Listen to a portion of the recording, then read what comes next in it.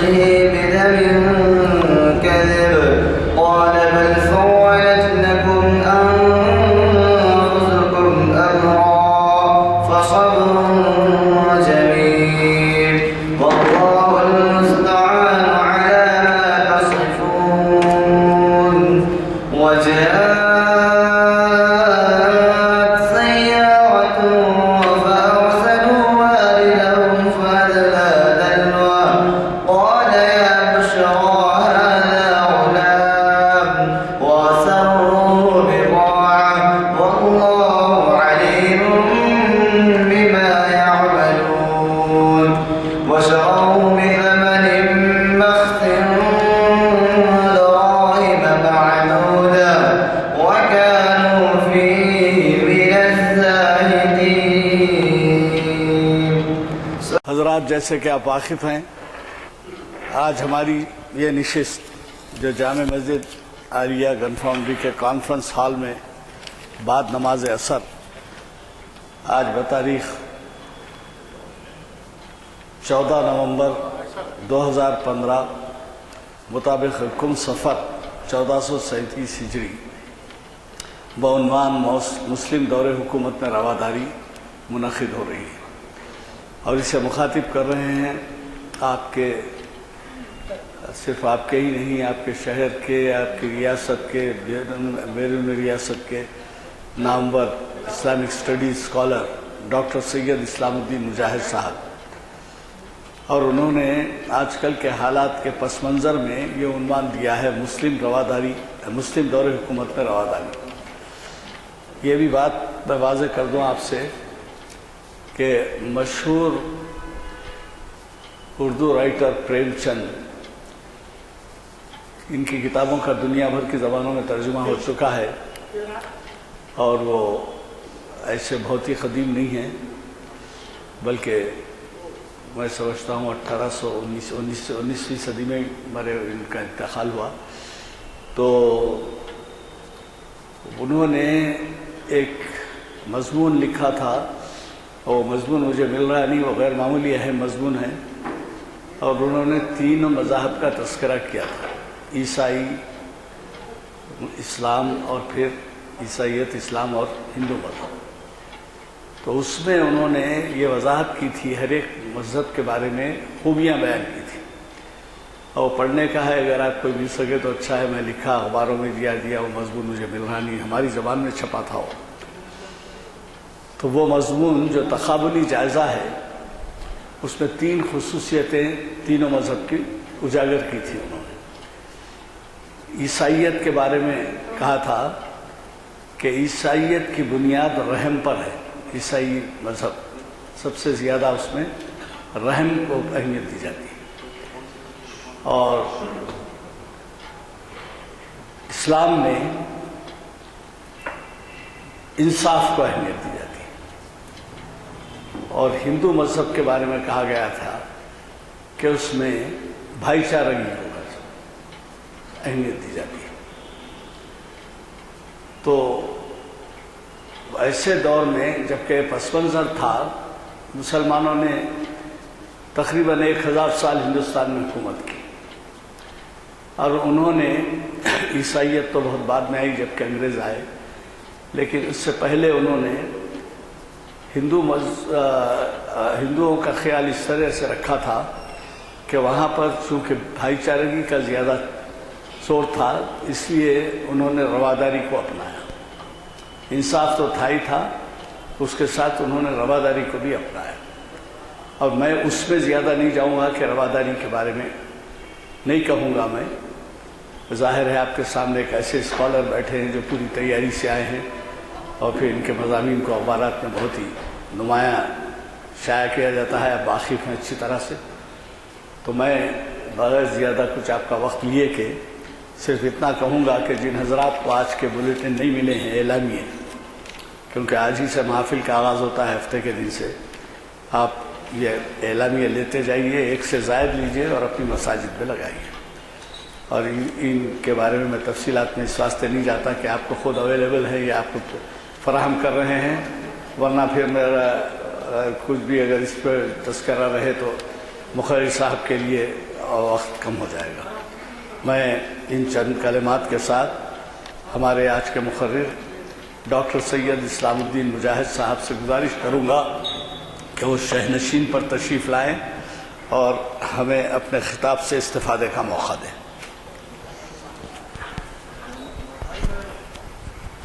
الحمدللہ رب العالمین والصلاة والسلام علی رسول الامین فاعوذ باللہ من الشیطان الرجیم بسم اللہ الرحمن الرحیم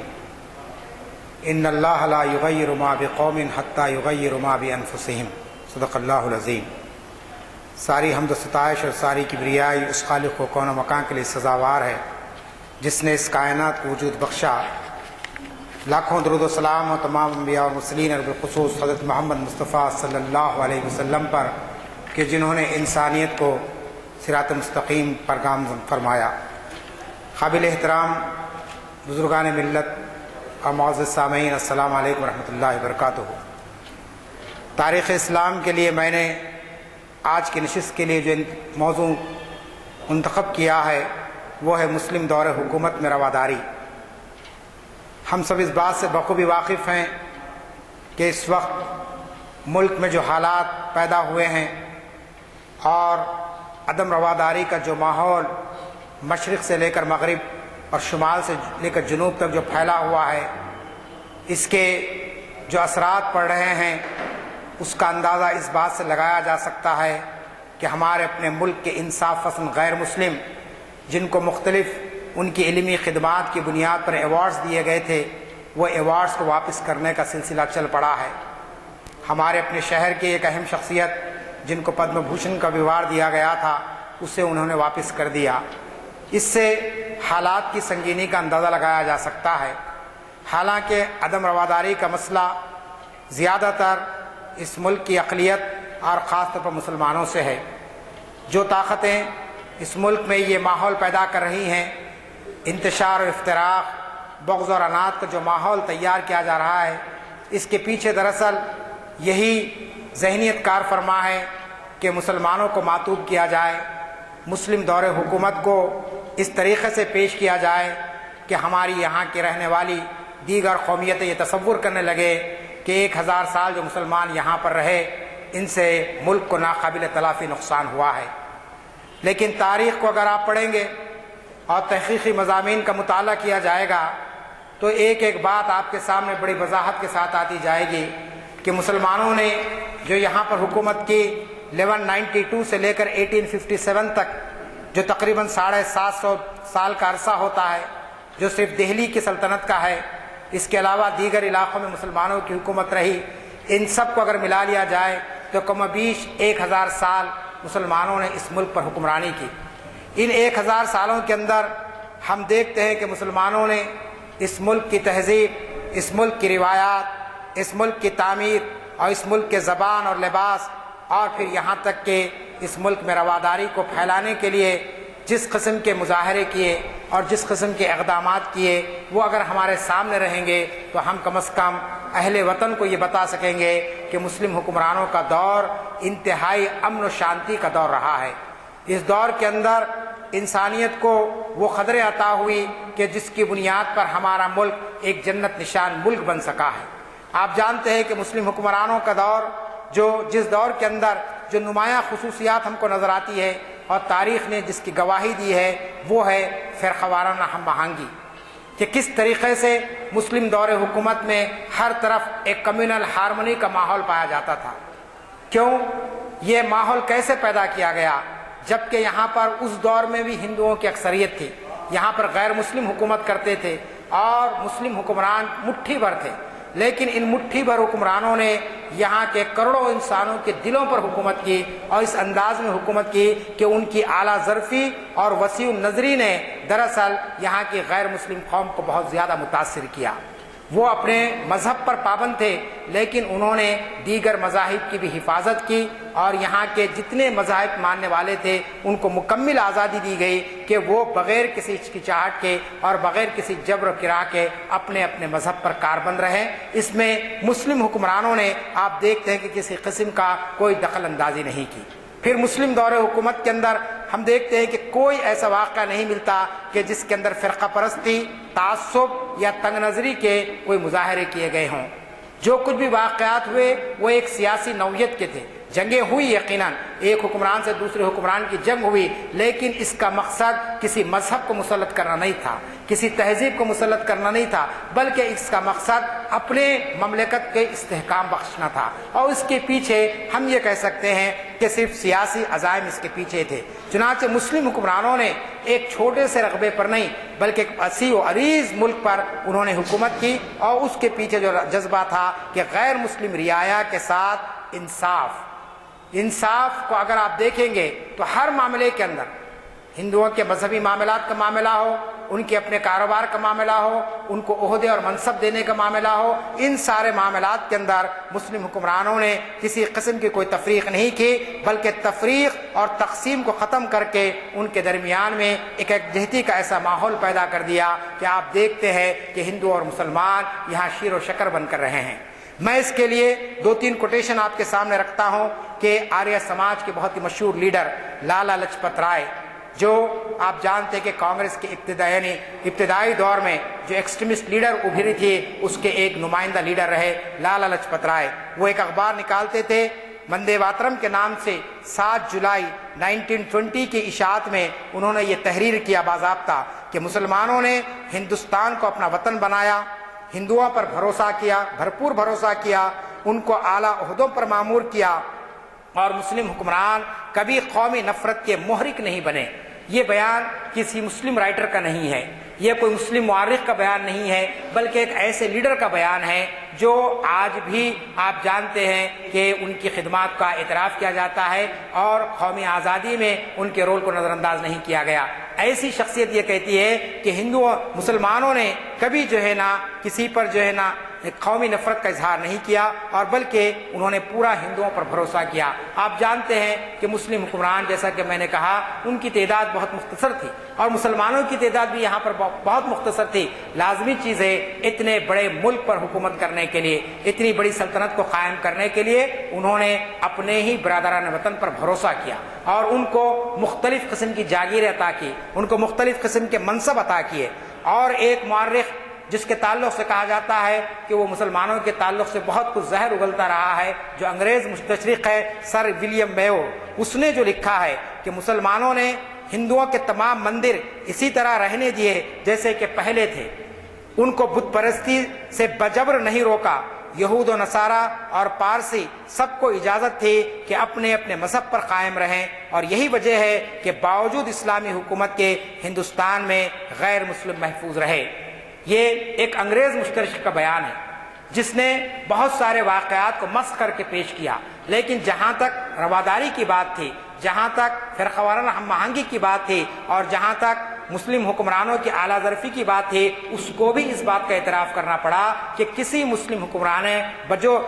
بجبر اور ظلم کے ذریعے لوگوں کو بت پرستی کی طرف راغب نہیں کیا۔ کبھی ان کو یہ نہیں کہا کہ تم اپنے مذہب کو چھوڑ کر ہمارے مذہب کو قبول کرو۔ میں ایک اور کوٹیشن یہاں پر رکھتا ہوں کہ ایک اور مورخ نے لکھا کہ مسلم حکمران اگر روادار نہ ہوتے تو بقول شخص سے دہلی، آگرہ اور اودھ جو مسلمانوں کی حکومت کے مراکز تھے، وہاں تو کم از کم مسلمانوں کے سوا دوسرے مذاہب کے پیرو نظر نہ آتے اس دور میں، جبکہ وہاں پر مسلمانوں کی حکومتیں تھیں، آگرہ، دہلی اور اودھ، اور اس دور میں بھی وہاں پر ہندو تھے، اور آج بھی وہاں ہندو پائے جاتے ہیں۔ یہ ہندو آج کیوں پائے جاتے ہیں جو صدیوں سے وہاں پر موجود ہے؟ یہ اس بات کا ثبوت ہے کہ یہ مسلم حکمرانوں کی رواداری تھی کہ انہوں نے ان کو آبادی میں ان کے اپنے مذہب پر چلنے کی اجازت دی، ان کے مندروں کی انہوں نے حفاظت کی، ان کے مذہب کی حفاظت کی۔ ان مقامات پر آج بھی ہندوؤں کی اکثریت ہے۔ ایسا نہیں ہے کہ وہاں سے ہندو ختم ہو گئے، کہ صاحب ایک مسلم بادشاہ آیا اور اس نے وہاں پر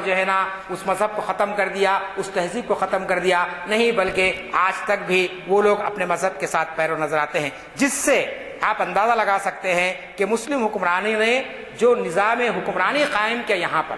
یہ نظام حکمرانی چند اصولوں کی بنیاد پہ، سب سے پہلا جو اصول مسلم حکمرانوں نے اڈاپٹ کیا وہ یہ تھا کہ بغیر کسی مذہبی امتیاز کے فلاح اور بہبود کے کام انجام دیے جائیں۔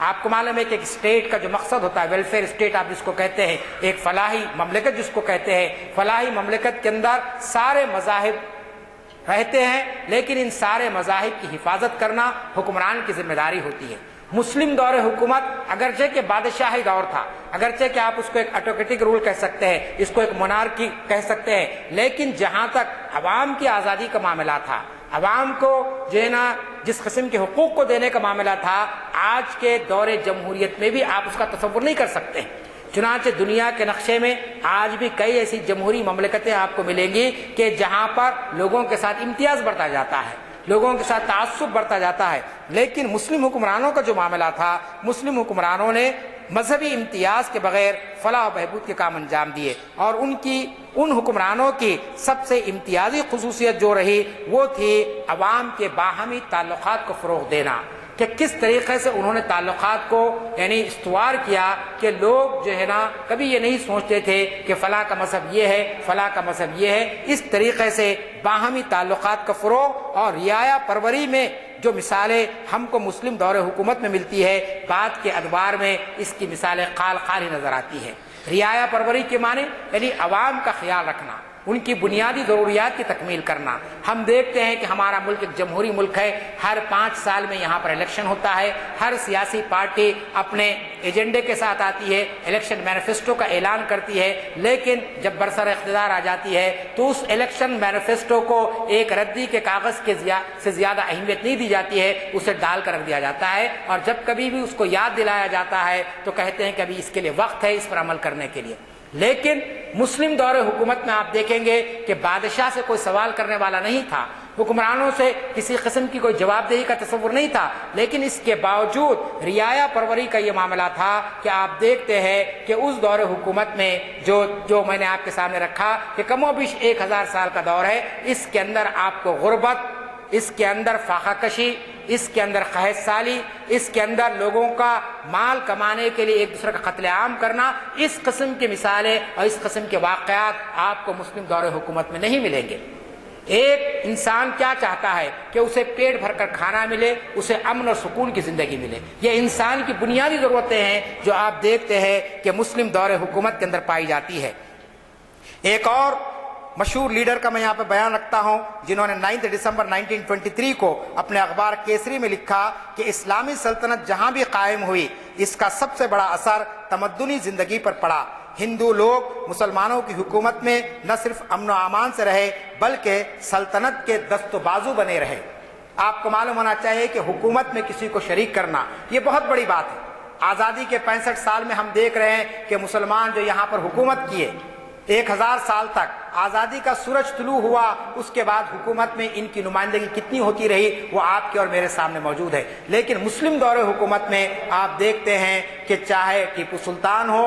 چاہے ہمارے یہاں کے حکمران ہو، چاہے سراج الدولہ ہو بنگال کے، ان کے جو دست و بازو تھے، ان کے جو مشیر تھے، ان کے اس فہرست میں آپ دیکھیں گے کہ ایک بڑی تعداد غیر مسلموں کی آپ کو ملے گی کہ جو ان پر بھروسہ کرتے تھے اور ان کی خدمت انجام دیتے تھے۔ چنانچہ کسی مسلم حکمران نے ہندوؤں کے نظام معاشرت، قانون اور مذہب کو برباد کرنے کی کبھی کوشش نہیں کی۔ آج جو الزام لگایا جا رہا ہے، سب سے بڑا الزام یہ لگایا جاتا ہے کہ مسلمان یہاں پر آئے حملہ آور کی حیثیت سے آئے۔ آپ تاریخ کی کتابوں کو پڑھیں گے تو آپ کو معلوم ہوگا کہ ہیڈنگ ہے اس کی کہ مسلم انویڈرز، کہ مسلمان حملہ آور ہیں، حالانکہ مسلمان حملہ آور نہیں ہے۔ میں آپ کو پنڈت جواہر نہرو کا ایک کوٹیشن یہاں پر رکھوں گا بعد میں کہ جس میں ڈسکوری آف انڈیا میں انہوں نے یہ بات کہی کہ مسلمان حملہ آور نہیں تھے، مسلمان فاتحین کے حیثیت سے آئے اور یہاں پر آ کر بس گئے۔ اور یہ کہنا بھی غلط ہے، پنڈت نہرو نے لکھا کہ مسلمان فاتحین اسلام کو لائے، اسلام تو بہت پہلے ہندوستان آ چکا تھا، فاتحین سے پہلے محمد بن قاسم، آپ جانتے ہیں کہ اس دور میں اسلام یہاں پر آ چکا تھا اور کئی تاجر، مسلم تاجر یہاں پر آ چکے تھے ملابار کے علاقے میں۔ اس طریقے سے آپ جانتے ہیں کہ مسلمانوں کو حملہ آور کیسے سے پیش کیا گیا۔ چنانچہ Pandit Nehru Discovery of India میں تحریر کرتے ہیں، ہندوستان پر کسی اسلامی حملے یا اسلامی دور حکومت کا ذکر کرنا ایسا ہی غلط ہے اور گمراہ کن ہے جیسا ہندوستان میں انگریزوں کی آمد کو عیسائیت کا حملہ یا برطانوی اقتدار کو عیسائیوں کا عہد حکومت کہنا۔ یعنی ہم انگریزوں کی حکومت کو انگریزوں کی حکومت کہتے ہیں، عیسائیوں کی حکومت نہیں کہتے ہیں۔ یا اسی طریقے سے آپ جانتے ہیں کہ دوسرے کوئی بھی مذہب کے آئے یہاں پر ان کے مذہب سے نہیں جوڑا جاتا ہے۔ لیکن بدقسمتی کی بات یہ ہے کہ مسلم دور حکومت کو یہاں کے متعصب مورخین نے اس انداز میں پیش کیا کہ وہ لوگ آئے تلوار لے کر، اور آنے کے بعد یہاں پر انہوں نے اسلام کو نافذ کر دیا، اسلامی تعلیمات کو انہوں نے زور کی بنیاد پر، طاقت کی بنیاد پر نافذ کیا، جبکہ تاریخ ان سارے واقعات کی یعنی نفی کرتی ہے۔ نہرو نے آگے یہ تک لکھا کہ اسلام نے ہندوستان پر کبھی حملہ نہیں کیا، وہ بحیثیت مذہب کئی صدی قبل ہندوستان میں داخل ہو چکا تھا۔ اس سے آپ اندازہ لگا سکتے ہیں کہ مذہب اسلام کا جو تعلق ہے وہ تو کئی صدیوں پہلے سے اسلام یہاں پر آ چکا تھا۔ مسلم حکمرانوں کا جو آمد شروع ہوئی، اور مسلم حکمران بھی جو آئے، 2-4 حکمرانوں کو چھوڑ کر محمود غزنوی کے حملے کے تعلق سے بار بار ذکر کیا جاتا ہے کہ اس نے سومنات پر حملہ کیا، ہندوستان پر 17 حملے اس نے کیے۔ لیکن اگر آپ بشمبر ناتھ پانڈے کی تحقیق کو پڑھیں گے، جو گورنر رہ چکے اڑیسہ کے، ابھی حال میں ان کا انتقال ہوا، سب سے زیادہ انہوں نے تحقیق کی ہے وہ اورنگزیب پر اور ٹیپو سلطان پر۔ بشمبر پانڈے نے یہ ثابت کر دیا کہ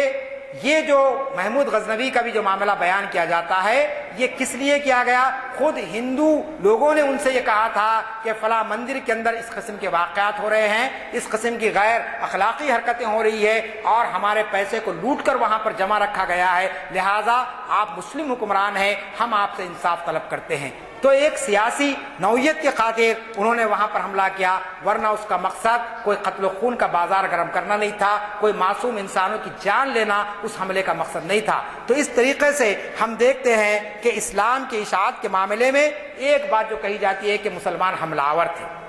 اور جو لوگ حملے کیے، جس میں منگول ہیں اور آپ کے پرتگیز ہیں اور دیگر جو انگریز ہیں، ان انگریزوں کے حملوں کو تو بازو رکھ دیا گیا تاریخ میں، اور مسلمان جو فاتحین کے حصے سے یہاں پر داخل ہوئے اس کو حملہ آوروں کے حصے سے پیش کیا جاتا ہے۔ حالانکہ آپ دیکھتے ہیں کہ مسلمان حملہ آور کے حصے سے نہیں آئے، یا تو تاجر کے حصے سے آئے یا پھر فاتح کے حصے سے آئے، اور یہاں آ کر انہوں نے اپنی جو سلطنت قائم کی، اس سلطنت کا نتیجہ کیا ہوا؟ میں آپ کو بتانا چاہتا ہوں کہ مسلمانوں کے آنے سے پہلے ہرش وردھن یا پھر دوسرے جو ہندو حکمران تھے، اس دور میں ہندوستان کا اتحاد ختم ہو چکا تھا، سالمیت ختم ہو چکی تھی، چھوٹے چھوٹے علاقے یہاں پر قائم ہو گئے تھے، اور وہ لوگ اپنی حکومت کر رہے تھے۔ چنانچہ مسلمانوں کی آمد سے یہاں پر یہ ہوا کہ یہاں کی سیاسی، مذہبی اور تمدنی زندگی کو ایک نیا رخ ملا ہے۔ ہندوستان متحد ہوا مسلم دور حکومت میں، یہاں پر جو تہذیب پروان چڑھی مسلم دور حکومت میں۔ جہاں تک فن تعمیر کی بات ہے، مجھے کہنے کی ضرورت نہیں ہے کہ آپ جانتے ہیں کہ آج جتنے نمونے آپ کو نظر آ رہے ہیں یہ سب مسلم دور حکومت کے ہیں۔ دنیا کے سارے انسان جو ہندوستان کو آتے ہیں، لال قلعے کو دیکھنے آتے ہیں، تاج محل کو دیکھنے آتے ہیں، چار مینار کو دیکھنے آتے ہیں، مکہ مسجد کو دیکھنے آتے ہیں، تو یہ سارے جو نشانات اور جو ساری علامتیں جو باقی ہے، یہ سب دراصل مسلم دور حکومت کی دین ہے، جو اس بات کی طرف اشارہ کرتی ہے کہ مسلمانوں نے اس ملک کو محض ایک کالونی بنا کر نہیں رکھ دیا، ایک غلام سلطنت بنا کر نہیں رکھ دیا، بلکہ اس ملک کے اندر انہوں نے ایسے ایسے کارہائے نمایاں انجام دیے کہ جس کے نتیجے میں آپ دیکھ رہے ہیں کہ آج بھی عوام اس سے فیض حاصل کر رہی ہے، آج بھی عوام کو اس سے جو ہے نا فائدہ حاصل ہو رہا ہے۔ چنانچہ آپ دیکھتے ہیں کہ 2-3 باتیں کہ مسلم بادشاہوں کے اندر، چاہے وہ التمش ہو، چاہے بلبن ہو، چاہے خاندان حکمران ہو، ان سب کی زندگیوں کو اگر آپ پڑھیں گے تو آپ دیکھتے ہیں کہ انہوں نے کبھی بھی تلوار کا استعمال ان حالات میں کیا جبکہ وہ بہت ہی ناگزیر ہو چکی تھی، ورنہ انہوں نے یہاں کی عوام کے تعلق سے جس قسم کی رعایت کی اور جس قسم سے انہیں سہولتیں فراہم کی، اس کا نتیجہ تھا کہ یہ مسلم حکمران عوام پر اس طریقے سے چھا گئے تھے کہ ہندوؤں کی کثیر آبادی پر مٹھی بھر مسلمان 1000 سال تک حکومت کر سکے۔ آپ یہ انسانی فلسفے میں پڑھیے آپ، یا انسانی فطرت سے دیکھیے آپ کہ کسی کو زیادہ دنوں تک ظلم کی بنیاد پر برداشت نہیں کیا جا سکتا۔ حالیہ مثال آپ کے سامنے ہے، 2014 میں ہندوستان کی عوام کے خاص ریاست نے ووٹ دیا ایک خاص پارٹی کو، اور 1 سال کے ہوتے ہوتے 18 مہینے کے اندر دوسری پارٹی کو ووٹ ڈال دیا۔ میں اس پہ تبصرہ نہیں کر رہا ہوں، لیکن میں آپ کو یہ بتانا چاہتا ہوں کہ جہاں عوام یہ محسوس کر لیتی ہے کہ ہمارے ساتھ انصاف نہیں ہو رہا ہے، ہمارے حقوق سلب کیے جا رہے ہیں، ہمارے ساتھ ناانصافی ہو رہی ہے، تو وہاں عوام بغاوت پر اتر آتی ہے اور وہاں پر تبدیلی کا ہونا، وہاں پر انقلاب کا ہونا ضروری ہو جاتا ہے۔ لیکن آخر وہ کیا کرشمہ تھا، آخر وہ کیا چیز تھی کہ جس کی وجہ سے یہاں پر ہندو کثیر آبادی میں تھے اور ان پر مسلمان جو مٹھی بھر تھے 1000 سال تک حکومت کی ہے؟ تو لازمی چیز ہے یہ جو حکومت کرنے کا معاملہ ہے یہ دراصل اسی لیے ہے کہ انہوں نے رواداری کے ماحول کو برقرار رکھا، انہوں نے فرقہ وارانہ ہم آہنگی کو برقرار رکھا اور انہوں نے لوگوں کے ساتھ حسن سلوک کیا۔ اور اس حسن سلوک کا نتیجہ کیا نکلا کہ آپ دیکھتے ہیں کہ مسلم حکمران اجنبی تھے، ان کا تعلق اس ملک سے نہیں تھا، اس علاقے سے نہیں تھا، لیکن جب وہ یہاں پر آ گئے تو آپ دیکھتے ہیں کہ ساری اجنبیت ختم ہو گئی، یہ پورا ماحول ان کے لیے ایک مانوس ماحول بن گیا اور غیریت کے سارے پردے اٹھتے چلے گئے اور دونوں کے میل جول نے زندگی کے شعبے میں ایک ایسی یکجہتی پیدا کر دی کہ آپ دیکھتے ہیں کہ ہندوستان اس دور میں ایک سپر پاور بن کر ہم کو نظر آتا ہے۔ آج ہندوستان کی ترقی کے بہت سارے دعوے کیے جا رہے ہیں، لیکن اس 1000 سالہ دور کے اندر آپ دیکھیں گے کہ مختلف شعبہ حیات کے اندر مسلم حکمرانوں نے جو اسکیمیں جاری کی اور جو پروگرام بنائے اور جس کو انہوں نے نافذ کیا، اس کا نتیجہ یہ نظر آتا ہے کہ نہ صرف اس ملک میں ایک تہذیب و تمدن میں ایک انقلاب آیا، بلکہ یہ ملک دنیا کے ایک اعلیٰ ترین اور ایک طاقتور ترین اور ایک مستحکم ترین مملکتوں میں اس کا شمار ہونے لگا۔ یہ دراصل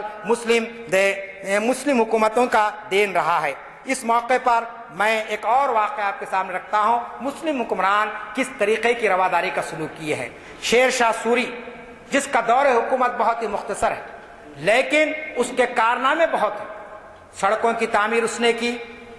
گیسٹ ہاؤس جو آپ دیکھتے ہیں، ریسٹ ہاؤس یا گیسٹ ہاؤس جو نظر آتے ہیں، آرام گاہیں سڑکوں پر، یہ اس کا نتیجہ دین ہے۔ اس نے اپنے دور حکومت میں شروع کیا، ٹپے کا سسٹم شیر شاہ سوری نے شروع کیا۔ اسی طریقے سے آپ جانتے ہیں کہ ریونیو کا سسٹم، مال گزاری کا نظام جو رائج ہوا، یہ بھی دراصل شیر شاہ سوری کا نظام یعنی انہی کی دین ہے۔ یہ سارے واقعات کو بازو رکھتے ہوئے میں صرف رواداری کی مثالیں آپ کے سامنے رکھ رہا ہوں، میں ان کے ایڈمنسٹریشن کو یہاں نہیں بیان کر رہا ہوں، میں ان کے جو ہے نا جوڈیشل سسٹم کو نہیں بیان کر رہا ہوں، میں صرف آپ کو یہ بتانا چاہتا ہوں کہ مسلم دور حکومت میں مسلم حکمرانوں نے ایک ایسے ملک میں جہاں مختلف مذاہب کے لوگ رہتے تھے، جہاں مختلف طبقوں کے لوگ رہتے تھے، ان کے درمیان میں کس قسم کے خلوص اور محبت پیدا کر دی تھی، کس قسم کے ان کے درمیان میں باہمی جو ہے نا جذبہ پیدا کر دیا تھا۔ ایک مورخ لکھتا ہے شیر شاہ سوری کے تعلق سے، اس کے بیان کو کوٹ کرتا ہے جو وہ حکمران بننے لگا۔ اس نے جو بات کہی تھی، اس نے کہا تھا کہ میں فرید خان مسلمان ہوں لیکن میں بحیثیت حکمران شیر شاہ ہر مذہب والے کا حاکم اور خادم ہوں، میری رعایا میں کسی سے مذہب کے سبب بے انصافی ہوگی تو میں ظالم پر بجلی بن کر گروں گا اور ظلم کو مٹا دوں گا، یا خود مٹ جاؤں گا یا اپنی سلطنت کو مٹا دوں گا۔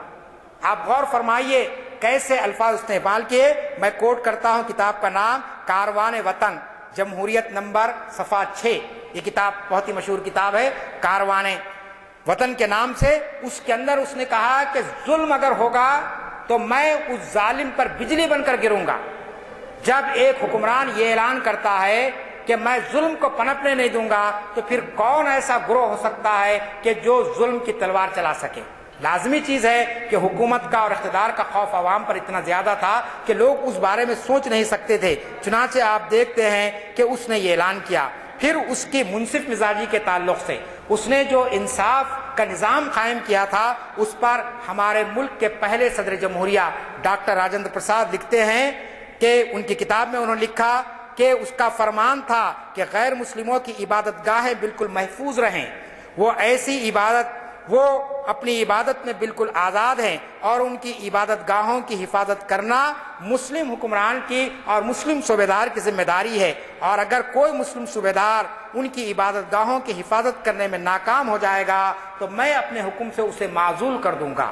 یعنی اسے حکومت کرنے کا اختیار حاصل نہیں ہوگا۔ آج آپ کو معلوم ہے ہمارے وزیر اعظم، ہمارے چیف منسٹر اعلان کرتے ہیں کہ کسی بھی علاقے میں فساد ہوگا تو ایس پی کو سسپینڈ کر دیا جائے گا، کلکٹر کو معطل کر دیا جائے گا، یہ بیانات تو اخبار میں آتے ہیں، لیکن ایسی بہت کم مثالیں آپ کے سامنے نظر آئیں گی کہ جہاں پر ایس پی کا ٹرانسفر کر دیا گیا ہو کم از کم، یا جو ہے سو اس کو خدمات سے ہٹا دیا گیا ہو، ایسی مثالیں نظر نہیں آتی ہے۔ لیکن وہ دور جو کہ بادشاہت کا دور تھا،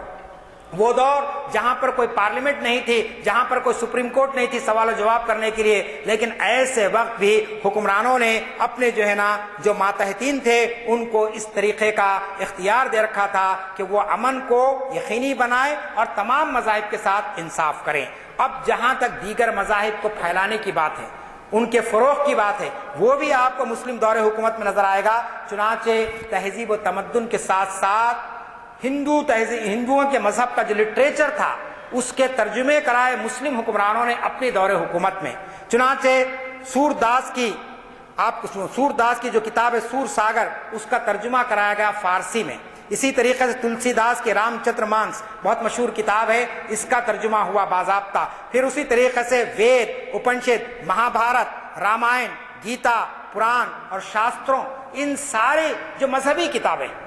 ایک حکمران کے لیے ضروری نہیں تھا کہ وہ کسی مخصوص مذہب کی مذہبی کتاب کا ترجمہ کرائے، لیکن مسلم حکمرانوں نے یہ کام بھی انجام دیا اس لیے کہ اس مذہب کے ماننے والے اپنی مذہبی کتابوں کو آسانی کے ساتھ پڑھ سکیں اور سمجھ سکیں، اور اگر وہ چیز ان کے اندر آ جائے گی تو لازمی چیز ہے کہ اس سے بہت کچھ فرق ہوگا۔ ایک بہت مشہور مورخ جن کا تعلق حیدرآباد سے ہی ہے، ڈاکٹر عابد حسین،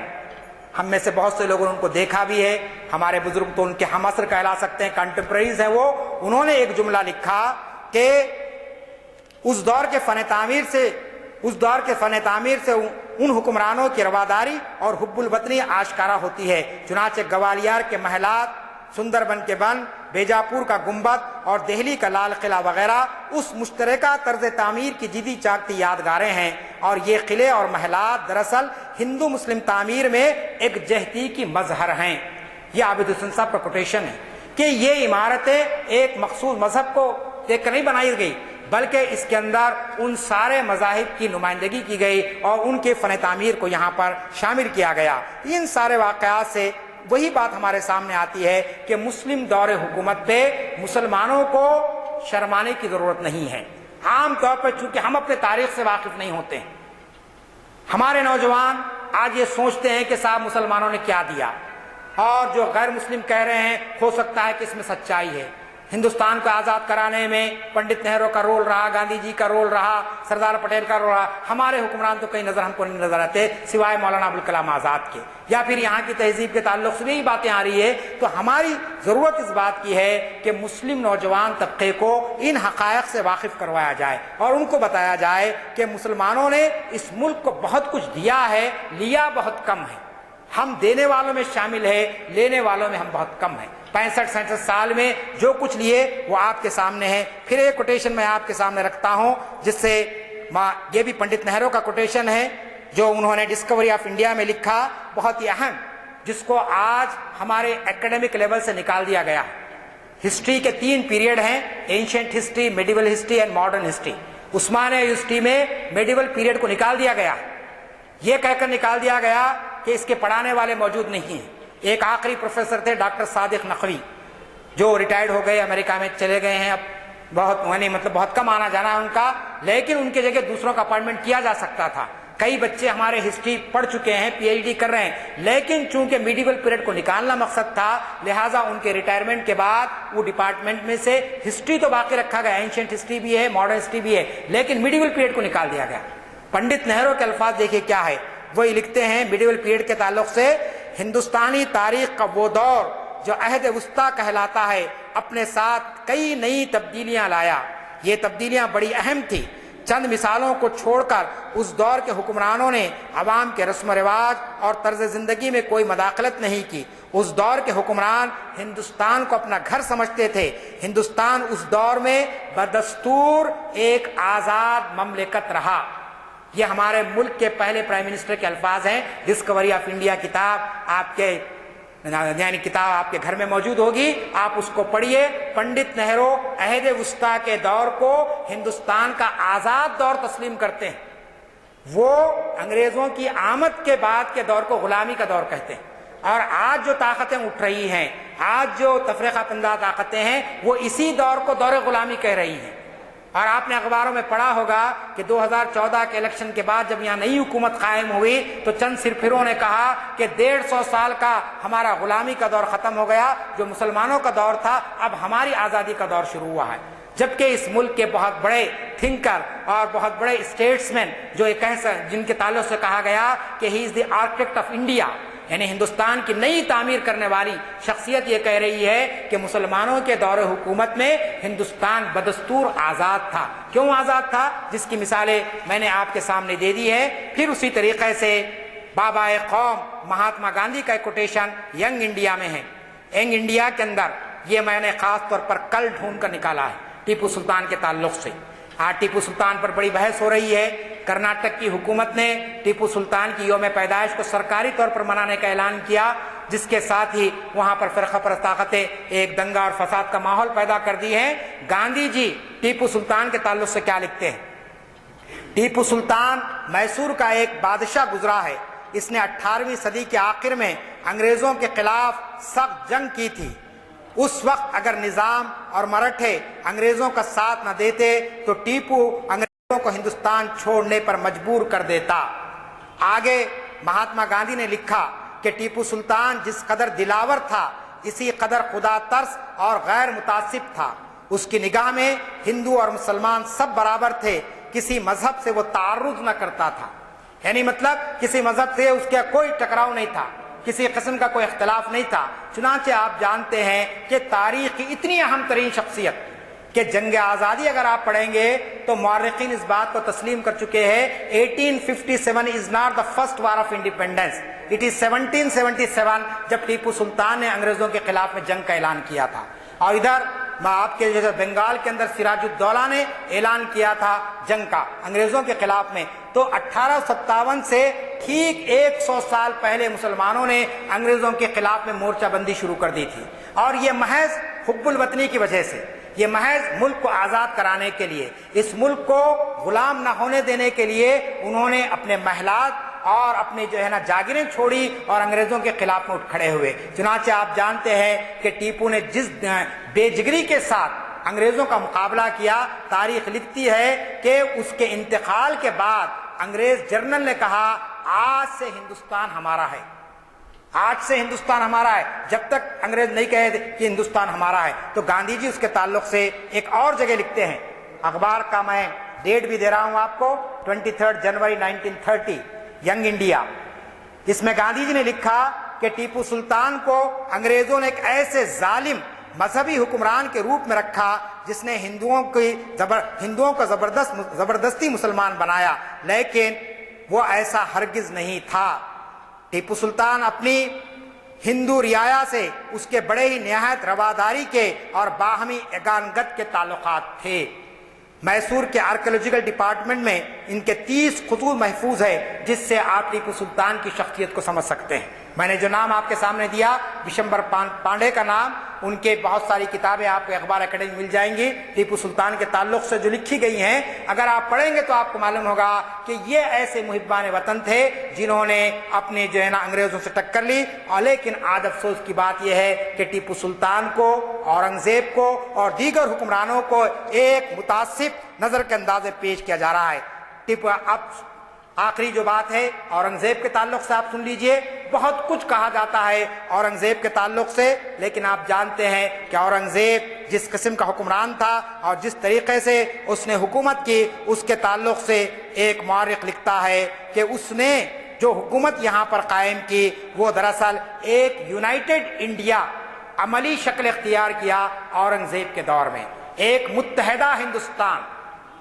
آج آپ دیکھ رہے ہیں کہ ہندوستان نقشے پر موجود ہے، لیکن نارتھ ایسٹ کے لوگ کہتے ہیں کہ ہم ہندوستان میں رہنا نہیں چاہتے ہیں، ادھر کے علاقے کے لوگ کہتے ہیں ہم کو علیحدہ کر دو، بنگال والے کہتے ہیں کہ ہم ہندی کو تسلیم کرنے کے لیے تیار نہیں ہیں. لیکن اورنگزیب کا کارنامہ یہ تھا کہ اس نے پوری طریقے سے ہندوستان کو متحد کیا اور اس نے اپنے 50 سالہ دور کے اندر جو رواداری قائم کی اس کے تعلق سے بہت سارے مورخین نے اس بات کی گواہی دی کہ اس نے رواداری اور باہمی اگانگت اور اسی طریقے سے قوم قومی یکجہتی کو آگے بڑھانے کے لیے ہمیشہ ہر مرحلے پر کوششیں کی. اس نے ہندوؤں کو جاگیریں عطا کی, برہمنوں کو تنخواہیں عطا کی, اور پھر اسی طریقے سے کئی ایسے فرمان جاری کیے جس سے یہ بات ثابت ہوتی ہے کہ وہ کوئی متعصب یا کوئی ظالم حکمران نہیں تھا. لیکن آج کے موجودہ حالات کے اندر اقبال کا ایک شعر مجھے یاد آتا ہے کہ جہل قرد نے یہ دن دکھائے, گھٹ گئے انسان بڑھ گئے سائے. کہ آج آپ دیکھ رہے ہیں کہ ہم اتنی یعنی جہالت کی انتہا پر پہنچ چکے ہیں. اس کو جہالت جدیدہ آپ کہہ سکتے ہیں. ایک جہالت وہ تھی جو اسلام کے آنے سے پہلے تھی, کفر میں انسان مبتلا تھا, شرک میں مبتلا تھا. آج انسان پڑھا لکھا ہے, تہذیب یافتہ ہے, سب کچھ ہے, لیکن حقائق کو قبول کرنے کے لیے تیار نہیں ہے. لہٰذا ہم کو چاہیے کہ ہم مسلم دور حکومت کے ان باتوں کو لوگوں کے سامنے پیش کریں, اور پیش کرتے ہوئے یہ بھی بتا دوں میں آپ کو کہ مسلم دور حکومت کو آپ اسلامی دور حکومت کہنے پر اصرار نہ کریں. ہماری کمزوری یہ ہے, ہم ہر مسلم بادشاہ کو اسلامی بادشاہ تصور کرتے ہیں, حالانکہ ایسی بات نہیں ہے, کیونکہ یہ 800 سالہ جو دور رہا, اس دور کو آپ ایک مسلم دور حکومت کہتے ہیں. اسی لیے میں نے اس کو اسلامی دور حکومت نہیں کہا. اسلامی دور حکومت اگر آپ کہیں گے تو پھر اس کے اندر جو مسلم دور حکومت تھا اس میں بڑی خرابیاں تھیں.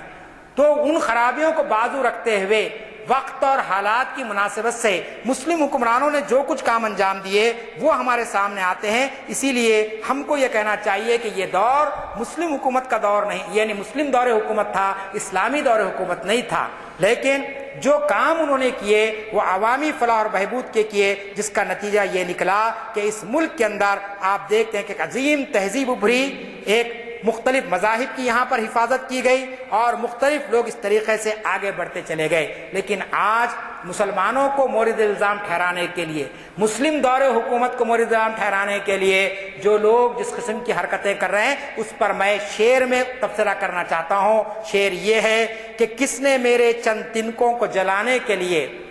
یعنی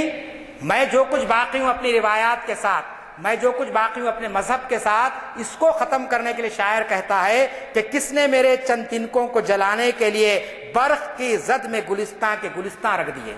کہ آج پورے ملک کو آپ نے طوفان کے حوالے کر دیا. آج پورے ملک پر جو ہے نا آپ دیکھ رہے ہیں کہ کیسی فضا چل رہی ہے جس سے پورا ملک تہو بالا ہو رہا ہے. بین الاقوامی سطح پر ہمارے ملک کی بدنامی ہو رہی ہے, اور ہمارے جو ہے نا آپس میں اتنا ٹکراؤ پیدا ہو گیا کہ آج کلاسز کے اندر ایک مسلم بچہ اور ایک غیر مسلم بچہ آزو بازو بیٹھنا ناممکن ہو گیا ہے. کیونکہ ٹیچر یہ سبق دے رہا ہے کہ مسلمان حملہ آور تھے, لیکچرر یہ کہہ رہا ہے کہ اورنگزیب سب سے زیادہ کمیونل تھا, ٹیپو سلطان فلاں تھا. جب یہ باتیں لازمی چیز ہے کہ مسلم بچہ غیر مسلم بچے کے بازو بیٹھ کر سنے گا تو اس کا ایک ریئیکشن ہونا ضروری ہے, اور اس کے نتیجے میں ٹکراؤ ہوگا, اس کے نتیجے میں فسادات ہوں گے, اس کے نتیجے میں قتل و غارت گری ہوگی. لہٰذا ہم کو بحیثیت مسلمان اس بات کی کوشش کرنی چاہیے کہ ہم اس ملک میں اپنے حکمرانوں اور اپنے رہنماؤں اور اپنے اسلاف کے کارناموں کو یاد رکھیں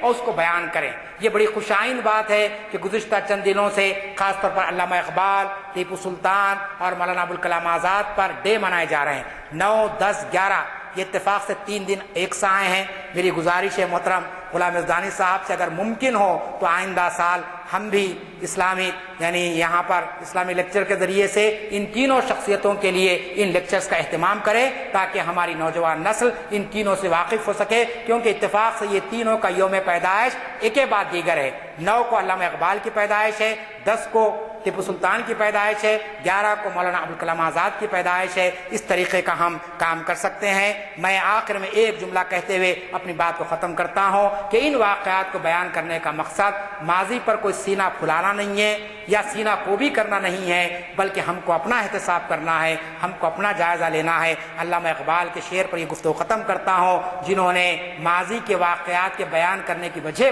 بتائی تھی. کہا تھا انہوں نے, یاد عہد رفتہ میرے خاک کی اکسیر ہے. یعنی میں آج جو پریشان حال ہوں, ان پریشانیوں کو دور کرنے میں یہ میرا عہد رفتہ میری رہنمائی کر سکتا ہے. یاد عہد رفتہ میرے خاک کی اکسیر ہے, میرا ماضی میرے استقبال کی تفسیر ہے. کہ میرا جو مستقبل ہے میرا ماضی ہے. میں ماضی کو چھوڑ کر حال کی تعمیر نہیں کر سکوں گا اور حال سے میرا مستقبل نہیں بن سکے گا. لہذا میری تاریخ، میرے اسلاف کی تاریخ، آپ کے اور میرے آبا و اجداد کی تاریخ وہ تاریخ ہے جس پر ہم کو پشیمان ہونے کی ضرورت نہیں ہے. ہم اس پر فخر کر سکتے ہیں کہ ہمارے اسلاف نے کئی کارہائے نمایاں انجام دیے ہیں. ہم اس کو اگر بیان کریں گے تو ہماری نوجوان نسل میں سے ہم احساس مایوسی ختم کریں گے، ہمارا دور محکومی ختم ہوگا اور ایک نیا دور ہمارا شروع ہوگا. اٹھ کے اب بزم جہاں میں، جیسا کہ اقبال نے کہا، وہ شعر بہت مشہور ہے کہ اٹھ کے بزم جہاں میں اب تیرے دور کا آغاز ہے، مشرق و مغرب میں تیرے دور کا آغاز ہے. شکریہ، خدا حافظ. السلام علیکم حضرات.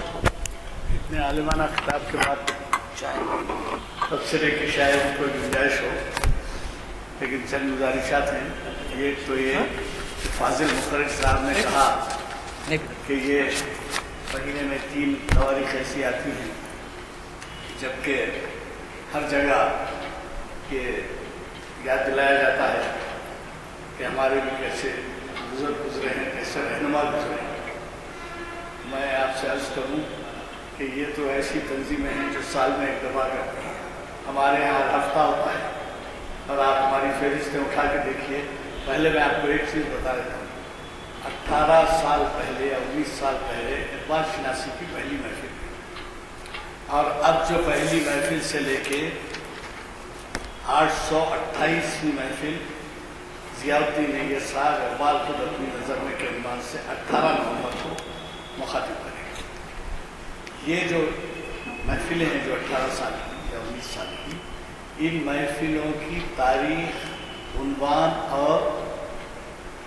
خطیب جو بھی خطبہ دیا، جو بھی ہم کو مخاطب کیا، اس کی فہرستیں پوری کی پوری موجود ہیں 18 سال کی. اگر آپ اس میں اٹھا کے دیکھیں تفصیلات تو آپ کو پتہ چلے گا کہ ہم نے مولانا آزاد پہ، ہم نے علامہ اقبال پہ، اور ہم نے اور تیسرے آپ کس ٹیپو سلطان پہ کتنی تقاریر رکھی ہیں اور تاریخ میں کتنی مرتبہ ان کو یاد کیا ہے. ہم یہ سال کے ایک دفعہ منانے والوں میں سے نہیں. مجھے اس بات کی طرف آپ کو توجہ دلانا میں ضروری سمجھتا ہوں کہ جب حذف کر دیا گیا وہ دور جو مسلمانوں کے کارناموں کا تھا، عہد وسطیٰ کا، تو آپ کی ہماری کیا رائے ہے کہ بچوں کو کس طریقے سے واقف کرایا جائے؟ کیا کیا ہم نے؟ کچھ نہیں کیا. اب اگر آپ آج نوجوان طبقے کو اگر سمجھیے کچھ ہماری زبان میں، دکنی زبان میں کوستے ہیں تو پھر ان کا کیا قصور ہے؟ ان کا کوئی قصور نہیں ہے. آپ ان کو فراہم کریے تو وہ پڑھیں گے. لیکن ایک آپ کر سکتے ہیں کہ جب ایسی محافل ہوتی ہیں تو وہ لڑکوں کو شریک کرائیے، نوجوانوں کو شریک کرائیے، تاکہ وہ تاریخ میں نہ پڑھ سکیں تو کم از کم ایسی محفلوں سے استفادہ کر سکیں. حضرات، ٹیپو سلطان کا ذکر آیا. یہ ظالم قوم انگریزوں کی اس وقت جو ہمارے ساتھ سلوک کی ہے، برٹش لائبریری، برٹش میوزیم جو ہے، ہمارے ڈاکٹر حبیب اشرف یہاں مخاطب کر چکے ہیں، وہ بھی دیکھ چکے ہوں گے، آپ بھی اگر دیکھیں ہیں. لندن کا جو میوزیم ہے دنیا بھر میں مشہور ہے. اس میں ٹیپو کی لاش کو لٹا کر اس کے گلے پہ کچھ چھری چلا رہے ہیں یا گولی رکھے ہیں، کیا ہے وہ تک محفوظ کیا گیا ہے. یعنی اندازہ لگائیے کہ بربریت کا یہ عالم تھا کہ ایسے کو وہ ہرگز برداشت نہیں کر سکتے تھے. دیکھیں آج کل ایک نئی بحث چھڑی جا رہی ہے اخباروں میں، آپ پڑھے ہیں تو، آپ خصوصاً انگریزی اخباروں میں آپ اداریے پڑھیے. بعض اداریے تائید میں لکھ رہے ہیں کہ یہ غیر ضروری تھا کہ 1 سال کے بعد، اتنے دنوں کے بعد اب ٹیپو سلطان کو اچھالا جائے، ٹیپو سلطان کے بارے میں حکومت ایسا تشریح کرے. انگریزی اخبار لکھ رہے ہیں، ایڈیٹوریل لکھ رہے ہیں. آپ ہم روز پڑھنے والے اخبار، ایسے اخبار لکھ رہے ہیں اور یہ لکھتے ہیں کہ یہ غیر ضروری چیز کو ابھار کے یہ غیر ضروری سما پیدا کیا جا رہا ہے. جبکہ ہندوستان کے وہ بادشاہ جنہوں نے مدافعت کی انگریزوں سے، انگریزوں کی حکومت کی، ان کا منشا اپنی حکومت کو قائم رکھنا تھا. وہ یہ نہیں کہتے کہ آزادی کے لیے لڑے، وہ یہ نہیں کہتے کہ عام ہندوستانی کے لیے جہاں بھی لڑے وہ اپنی حکومت قائم رکھے. لیکن آپ یہ بات سوچئے کہ اگر وہ اس دور کا طریقہ تھا کہ اگر شاہی تھی کئی راجا تھے رجواڑے تھے, اگر وہ اپنی حکومت کو بچانا چاہے تو وہ یہی کر رہے تھے کہ انگریزوں کے خلاف ان کو لڑنا پڑ رہا تھا. اور یہ کیسی بات کہ جو ہے نہیں وہ اس لیے کہ چونکہ اپنی ذاتی اس کے لیے لڑ رہے تھے, وہ ہندوستانیوں کے لیے نہیں لڑ رہے تھے. اس قسم کے آپ ایڈیٹوریل آج کے اخبار میں دیکھیے, کل کے اخبار میں دیکھیں, انگریزی اخبار. خیر وقت نہیں ہے, وضو کے لیے وقت چاہیے. میں مناسب سمجھوں گا کہ آپ حضرات اس پہ توجہ دیں کہ ہماری ایسی محفلوں میں کالجز کے بچوں کو شریک کرائیے. ایک کالج کے ایک بچے وہ اگر فرض کیجئے کسی دن اعلان کیا کہ کالج میں کہ صاحب آج کی محفل اٹینڈ کیجئے یہ عنوان سے, کبھی بھی آپ کی دلچسپی کا عنوان ہوگا. ہمارے پرنسپل بیٹھے ہیں انجینئرنگ کالج کے ایک سربراہ بیٹھے ہیں, تو ایسے لوگ جو کالجز سے متعلق ہیں ان بچوں کو ایک محفل شرکت کرنے دیجیے, اس کا ذرا ان کو شوق پیدا ہوگا. ہفتے میں آئیے, ہاں آئیے بولیے. کے بارے میں جاننا چاہتے ہیں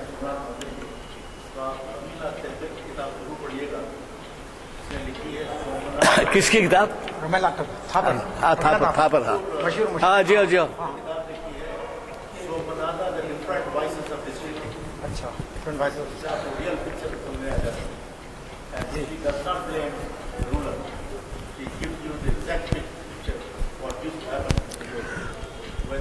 اور دوسری بات آپ نے جو کہی وہ دارا شکوہ کی, میں نے نام یہاں پر نہیں لیے ہیں, مختلف لوگوں نے جو کام کیے ہیں دارا شکوہ جو جنہوں نے پنشیت کا ترجمہ کیا اور اس کے بعد پھر اس کا ترجمہ انگریزی میں ہوا ہے. تو یہ اس دور میں کام اس انداز میں ہوتا رہا ہے. بلکہ خود ہمارے پاس یہاں پر بھی آصف جائی حکومت ہو یا قطب شاہی حکومت ہو, اس دور میں بھی یہاں پر جو زبانیں تھیں, یہاں جو تہذیب تھی, یہاں کا جو لٹریچر تھا, اس کو بھی مختلف زبانوں میں ٹرانسلیٹ کیا گیا ہے تاکہ یہاں کی غیر قوم جو ہے نا اس سے استفادہ کر سکے. یہ دراصل مقصد یہی تھا کہ کسی مذہب سے کوئی چھیڑ چھاڑ نہ ہو اور ہر مذہب والے یہ سمجھے کہ ہم اس حکومت میں محفوظ ہیں. جب تک کہ یہ تصور عام نہیں ہوتا ہے حکومت آگے نہیں بڑھ سکتی ہے, اس کو استحکام نہیں مل سکتا. جی مزید ہاں ہمارے ایک جرنلسٹ بھی تشریف فرما ہے, فرخ شیار صاحب, جو تشریف لائے ہیں. بہت ہی مشہور و معروف جرنلسٹ ہیں, جو اخبارات میں اور اخبارات میں بھی لکھتے ہیں. وہ آئے یہاں پر اور بزرگ ہمارے یہاں. اللہ تعالیٰ سے دعا ہے کہ اللہ تعالیٰ ان بزرگوں کا سایہ تادیر ہم پر قائم رکھے, خاص طور پر جناب قاضی انعام الحق صاحب اور محترم جناب عمر علی خان صاحب جو